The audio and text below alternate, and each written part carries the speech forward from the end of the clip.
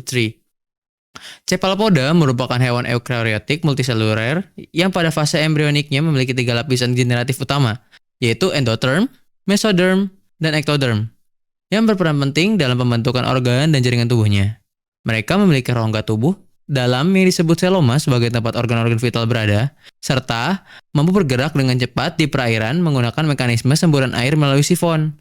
Selain itu, cephalopoda memiliki beberapa cara untuk melindungi diri, seperti mengeluarkan tinta berwarna gelap saat terancam dan mengubah warna tubuh melalui kromatofor untuk berkamuflase dengan lingkungan.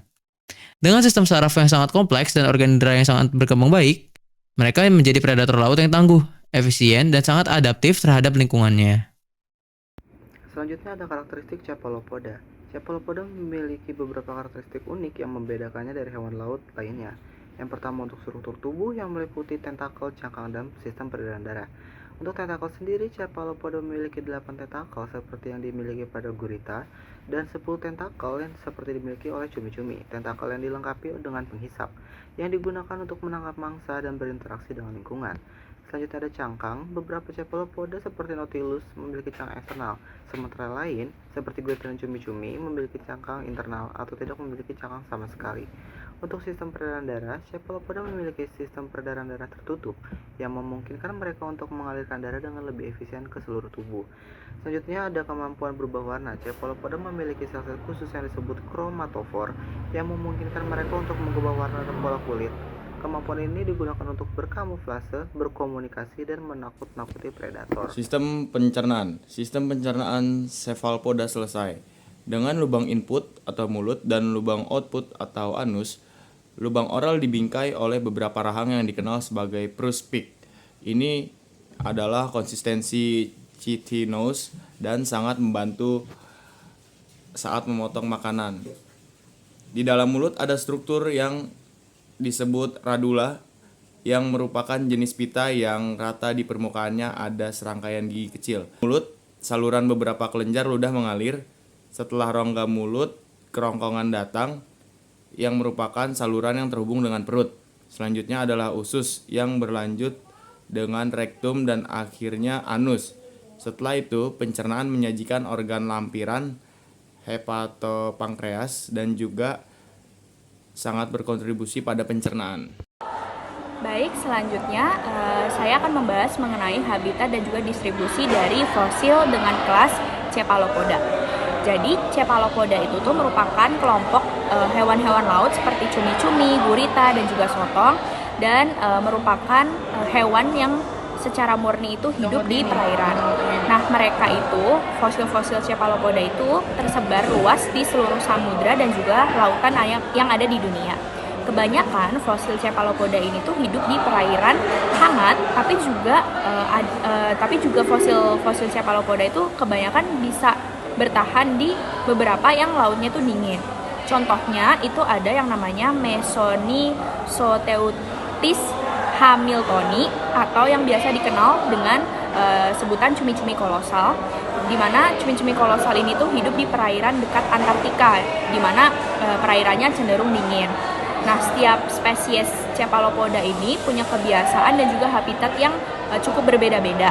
Ada yang tinggal di kedalaman laut yang sangat dalam, terus ada juga yang dia lebih suka untuk berada di perairan yang cenderung dangkal. Nah, beberapa di antaranya itu bahkan mereka itu cara hidupnya tuh bersembunyi di pasir dasar laut atau bentik, yaitu menunggu waktu yang tepat untuk bisa keluar dan juga mencari makan. Nah, sementara yang lain itu kebanyakan mereka itu lebih suka berenang secara bebas, mengikuti arus dan juga menjelajahi lautan dengan tubuhnya yang cenderung lentur dan juga gerakannya. Nah, Cephalopoda berkembang biak secara seksual, yaitu melalui perpaduan antara gamet jantan dan betina. Jenis reproduksi ini menguntungkan karena menghasilkan variasi genetik yang membantu mereka beradaptasi dengan lingkungan sejak zaman Paleozoikum. Pada beberapa spesies, waktu reproduksi dipengaruhi oleh musim. Di daerah beriklim 4 musim, mereka bereproduksi saat musim semi dan panas, sedangkan di daerah tropis bisa sepanjang tahun. Pembuahan ini bisa terjadi secara internal atau eksternal, tergantung spesiesnya. Cephalopoda bertelur atau ovipar dan berkembang langsung tanpa melalui tahap larva. Cephalopoda bersifat diokis, artinya jantan dan betina terpisah. Pada individu jantan, salah satu lengannya dimodifikasi menjadi organ khusus yang menyalurkan sperma yang disebut hectocotylus. Kelas Cephalopoda terdiri dari 3 subkelas utama, mencakup sekitar 27 orde, banyak diantaranya kini telah punah. Yang pertama, subkelas Ammonoidea, semua anggotanya telah punah dan dikenal melalui fosil bercangkang spiral bersekat-sekat. Mereka hidup sejak zaman periode Silur hingga Kapur dan terdiri dari 3 orde utama, yaitu Goniatida, Ceratitida, dan Ammonitida. Subkelas Nautiloidea, dari 12 ordo hanya Nautilida yang masih bertahan hingga kini. Mereka memiliki cangkang spiral dan atau lurus, banyak tentakel tanpa alat hisap dan hidup sejak era Paleozoikum. Subkelas Soleoidea merupakan kelompok Cephalopoda modern seperti cumi-cumi dan gurita. Mereka tidak memiliki cangkang eksternal, memiliki tentakel dengan alat hisap dan sangat adaptif terhadap lingkungan laut. Nah, berikut merupakan taksonomi dari Cephalopoda. Cephalopoda itu berkingdom Animalia, dia berfilum Mollusca. Lalu untuk kelasnya, di kelas Gastropoda. Lalu untuk subkelasnya, itu ada Prosobranchia, Opistobranchia, dan Pulmomata. Selanjutnya kita akan membahas Gastropoda. Gastropoda sebelumnya dikenal sebagai Univalvia. Kelas Gastropoda adalah kelompok invertebrata yang luas dan beragam dalam filum Mollusca, yang terdiri dari hewan yang umumnya dikenal sebagai siput, dengan perkiraan 65.000 hingga 80.000 spesies yang masih hidup. Mereka membentuk kelas hewan terbesar kedua setelah serangga. Catatan fosil Gastropoda dapat ditelusuri kembali ke Kambrium akhir. Pada tahun 2017, 721 famili telah dikenali, 476-nya masih ada, beberapa dengan perwakilan fosil, dan 245 punah yang hanya diketahui dari fosil. Gastropoda menghuni beragam lingkungan yang luar biasa, termasuk ekosistem laut, air tawar, dan darat. Mereka hidup di kebun, hutan, gurun, pegunungan, sungai, danau, muara, daratan lumpur, zona pasang surut, laut dalam, ventilasi hidrotermal, dan bahkan di relung parasit. Selanjutnya ada anatomi Gastropoda, yaitu siput memiliki proses anatomi yang khas, yaitu torsi, di mana bagian tubuh ventralnya itu berputar 180 derajat selama perkembangan. Torsi terjadi melalui 2 tahap, yaitu tahap mekanistik oleh otot dan tahap mutagenetik yang bersifat fisiologis. Setelah torsi, beberapa organ seperti insang, ginjal, jantung, dan kelenjar lendir berpindah posisi ke arah kepala. Hal ini membuat tubuh siput menjadi tidak simetris. Gastropoda memiliki kepala yang jelas, biasanya dengan 2 atau 4 tentakel yang berfungsi sebagai alat sensorik dan penglihatan. Bagian kaki yang paling depan disebut propodium, berfungsi untuk membantu siput bergerak dan mendorong sedimen ketika merayap.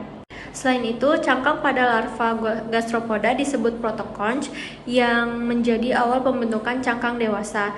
Jadi, secara keseluruhan, anatomi Gastropoda itu menunjukkan adaptasi yang unik terhadap cara hidupnya yang lambat dan tubuhnya fragile. Selanjutnya, saya akan membahas mengenai habitat dan juga distribusi untuk fosil dengan kelas Gastropoda. Jadi, fosil dengan kelas Gastropoda itu tuh contohnya seperti siput dan juga keong. Itu merupakan salah satu kelompok hewan yang paling beragam habitatnya yang bisa kita temui di dunia. Nah, mereka itu bisa kita temui di mana aja, dari mulai palung laut yang sangat dalam hingga gurun pasir yang cukup kering.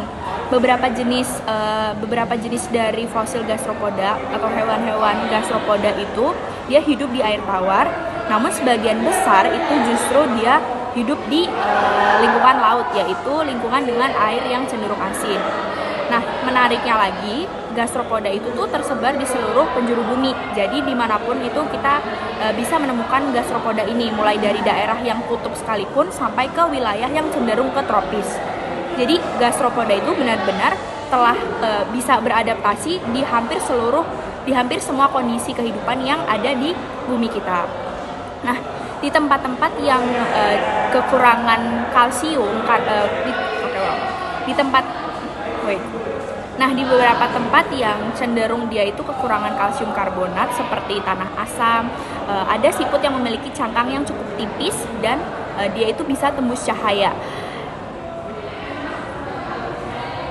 Nah, untuk tipikal Nah, untuk tipikal cangkang yang seperti ini itu dia sebagian besar itu tersusun atau terbuatnya itu dari protein conchiolin. Nah, ada juga spesies yang cukup unik yang kami temui, yaitu spesies Spinsterosia boycelleri, yaitu dia itu mampu bertahan hidup di kondisi gurun yang dia cenderung sangat panas dan juga sangat kering. Beberapa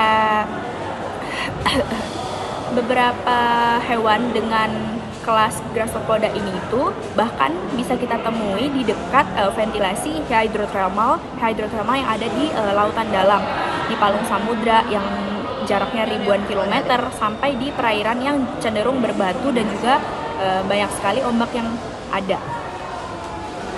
Dan satu hal lagi yang cukup menarik, gastropoda itu bisa secara tidak sengaja dia itu berpindah tempat atau tertransportasi. Misalnya mereka itu bisa terbawa oleh burung ataupun habitat barunya yang mentransportasi gastropoda itu sendiri. Sebagian besar gastropoda memiliki cangkang utuh berbentuk spiral yang melingkar ke kanan, serta dapat dilengkapi operculum sebagai penutup, dan dapat bervariasi berbagai bentuk, serta fungsi ketebalan perlindungan dan adaptasi lingkungan. Beberapa siput laut berwarna sangat cerah. Ini berfungsi sebagai peringatan ketika mereka beracun atau mengandung sel penyengat, atau untuk menyamarkan mereka dari hidroid, spons, dan rumput laut berwarna cerah tempat banyak spesies ini ditemukan. Pertumbuhan lateral pada hewan Mudibranch disebut cerata. Pertumbuhan ini mengandung kantong kelenjar pencernaan yang disebut diverticula. Sementara itu pada kelas Gastropoda, mereka memiliki siklus hidup yang menarik untuk dikaji. Karena beberapa siput darat, khususnya di famili Pulmonata, bahkan melalui ritual pacaran dengan panah cinta sebagai bagian dari seleksi seksual. Tahap utama siklus Gastropoda meliputi bertelur dan perkembangan embrio, larva jenis Trochophore dan Veliger, estivasi dan hibernasi pada beberapa spesies, hingga proses perkawinan dan fertilisasi yang bisa terjadi secara internal maupun eksternal tergantung jenisnya. Dan taksonominya yaitu kingdomnya adalah Animalia, filumnya yaitu Mollusca, kelasnya Gastropoda dan subkelasnya Prosobranchia, Hepistobranchia, Pulmonata.